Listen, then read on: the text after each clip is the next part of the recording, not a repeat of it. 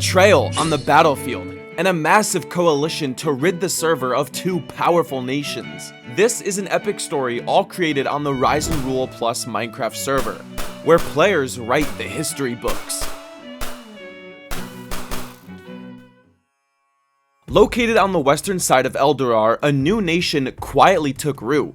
It was called Alpatara, born from the dreams of wandering players seeking a fresh start. To Alpatara's east lay the towering Kraken Empire, a nation full of once Nether players, with ambitions to dominate the region in the overworld. One of the leaders of the new nation, Hyper, made it clear of his support for Snowcoma.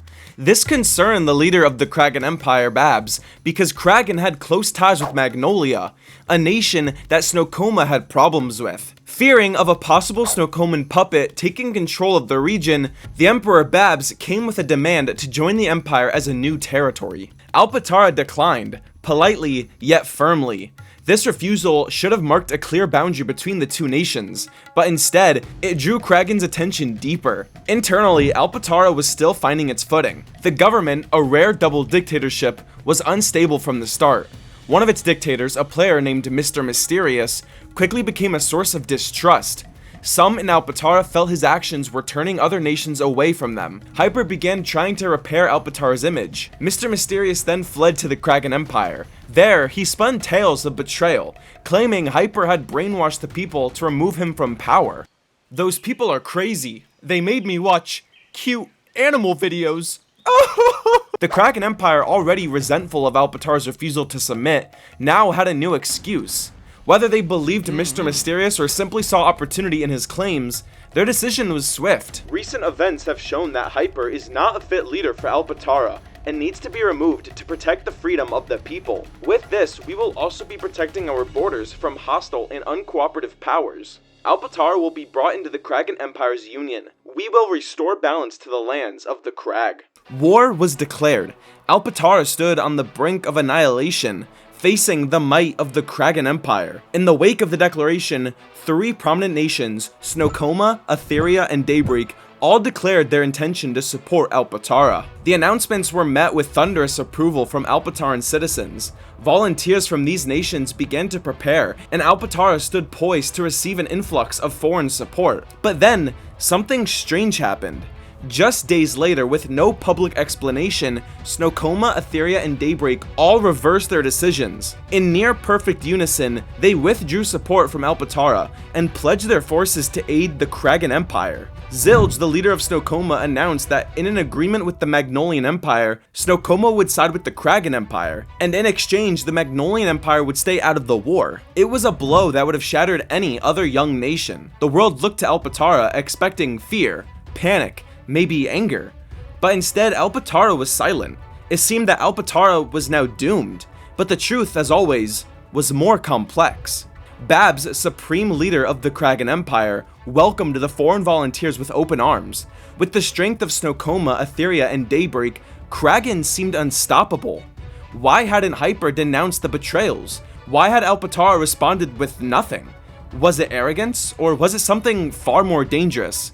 Was this part of some greater plan? The Azulia Mountains stood like ancient sentinels, snow-draped and jagged, marking the final barrier between the Kraken Empire and the heartland of Alpatara. The Kraken forces, with the foreign volunteers from Snowcoma, Etheria, and Daybreak, ascended through narrow passes and snowy peaks. After crossing the mountain range and into Alpatara, ahead lay a single Alpataran fort. The Kraken generals sneered at the sight. This was all Alpatara had? A single fort with seemingly just 6 players. But inside the fort, Alpataran players waited, silent. They knew something the world didn't. The Kraken Empire and the volunteers got ready to attack the fort, and Bab's second in command gave the order to advance. But then, a sound rang out, and then chaos. In an instant, the volunteers from Snowcoma, Etheria, and Daybreak turned on their so-called allies. Why was Pick Stiff was killed by Rosewind? Zilge killed Mamako? What? Wait, what's going on? Fire arrows? Yo, there's fire going on. He's betraying. Rosewind's betraying. Rosewind's killing souls. Okay, kill Rosewind. Everyone kill Rosewind. This is Holy bad. Jesus. Get them. Bro, they literally. What's going on?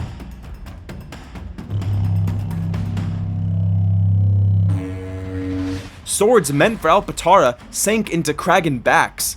It was a massacre. The battlefield echoed with the clash of betrayal. Panic ripped through the Kraken ranks. They had trusted these allies, marched beside them, and now they were being butchered by them.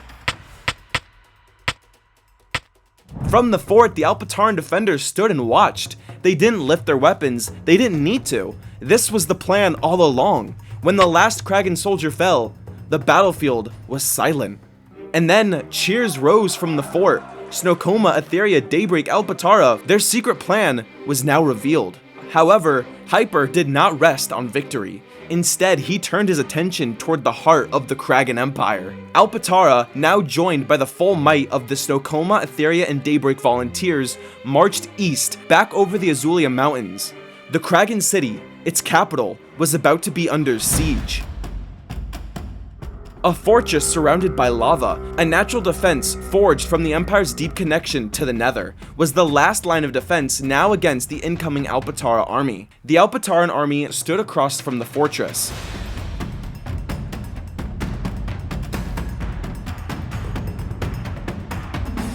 The coalition forces plunged into the river. They reached the bottom of the fortress walls and began using water buckets to extinguish the lava and climb up the walls. The Kraken players, though greater in number, were caught unprepared and outmaneuvered. They were overwhelmed by the speed and ruthlessness of the coalition assault.